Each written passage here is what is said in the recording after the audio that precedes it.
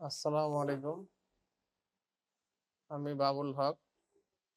দীর্ঘ ২ মাস ধরে আমি ঘাড় ব্যথা এবং মাথা ব্যথায় ভোগান্তি ছিলাম। আমার ঘাড়ে ব্যথা, ঘাড় ঘুরাইতে পারি না। মাথায় এগুলো টান পড়ে। স্যারের কাছে Facebook এ এড দেখে আমি স্যারের কাছে যোগাযোগ করলাম।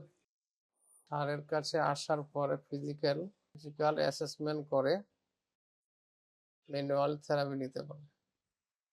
তার পরিপ্রেক্ষিতে ১৮ টা থেরাপি নিয়ে আমি ৭৫% এখন সুস্থ।